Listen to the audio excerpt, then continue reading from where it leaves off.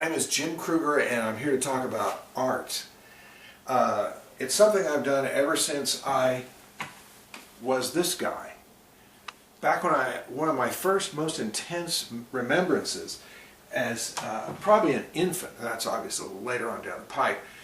When I was an infant, I remember being in my same room with the high chair and with the the crib, and I remember getting fixated on this red translucent plastic wheel from some toy, broken toy, not my toy, somebody else's toy, somebody's, some kind of thing, maybe a bassinet or something. And it was there, and the color was so exciting to me. I felt it in my chest. And I remember it was like a giddy excitement. And then recently, I mean, the feeling still follows through all the years. And I guess it's why, people like to keep doing colorful things, and art and all that.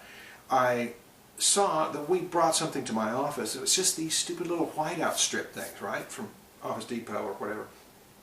But they had a intensely burgundy plastic, translucent plastic whiteout thing. And I got so excited. I almost started giggling. It was kind of strange. Fortunately, nobody was in the office. But it just reminded me of how powerful that sort of stuff is. If you have an excitement, a thrill in your heart for something, which art has always been for me. And like, I did that when I was 18 in high school. And we had a great art teacher. If you just drew, if you're drawing, painting or something, she didn't care what you're doing. So you'd be talking like, so it was a social hour plus art, which was pretty good in high school. And this one is the first oil painting I ever did. When I was 11, there was my family had these Hal Foster how-to type books. And on the back of one of them, there was a back that got torn off, and it was a painting similar to that. And so I copied it and did that. But I enjoyed the painting so much.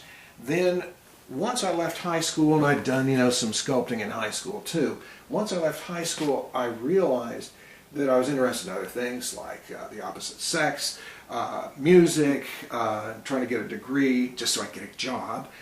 I realized that it was a very solitary type of pursuit, which is the problem of art, is it's like this very personal journey, and sometimes it can make you inarticulate as far as loose, light, social conversation, being a gadfly at a party and all that.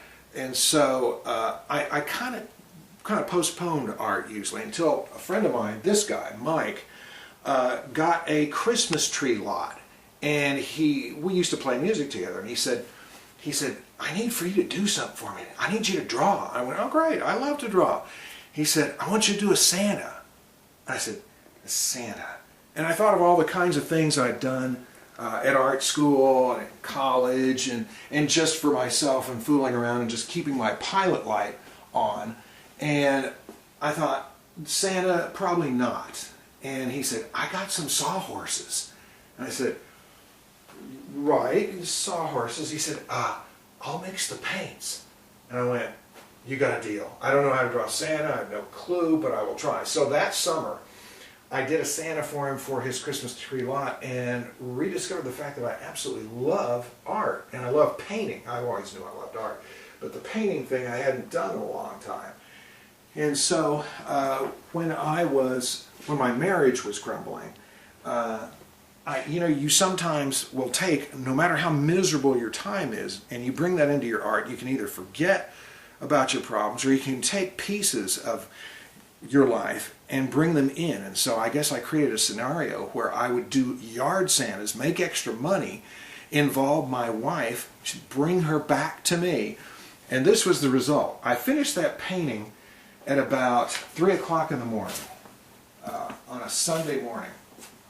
And you're so excited when you accomplish something, but at 3 o'clock in the morning, who are you going to share it with? Which once again illustrates the frustration of that. You've got something you feel intensely passionate about, but most people, if you're talking about going to a movie or a concert that you saw or a great meal you had, they'll share that because they just did that. They do that regularly. But how many people sit around drawing and fiddling with color?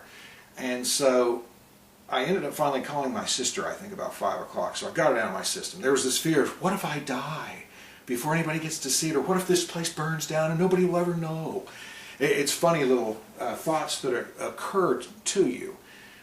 So basically, these things, like some of the first things I remember drawing when I was a kid were like comic book things, John F. Kennedy on TV,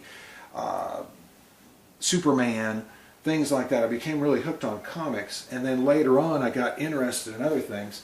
I went to an art school, and you would go in there, and it was, you know, you're ready to draw. You're going to be there for 3 hours, so you're pretty much stuck. You have no idea who the naked person's going to be. And it could be a beautiful lady from Scandinavia.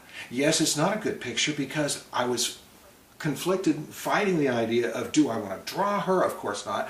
I want to marry her and start the family immediately. That was so, but I was relieved, able to finish the picture when the teacher told me that she was living with a guy. And so that pretty much canned it. This gal, I don't know, but I only saw her back, didn't get a chance to chat. I was too busy drawing. But sometimes you'd come in and some bony old guy like this. Note that this is a pretty good picture because I'm not interested in bony old guys. So I was able to concentrate on, you know, these were like 15-minute studies, 15 and 20-minute studies they had us do, like with either charcoal or pen and ink wash, like that one. This is one of my favorites, and that was a lot of fun. Had a teacher one time that said, do an album cover. And I was listening to the blues artist Howlin' Wolf at the time, my favorite. And I thought, who could be better? And she said, well, what are you going to do? I said, well, I guess it'll be blue because he does the blues. She said, no, of course not. She said it should be like red or something intense. There should be different colors because the blues is a very passionate thing. And so I did this. We did cut paper and stuff, and I just cut out pictures and kind of arranged them with her help.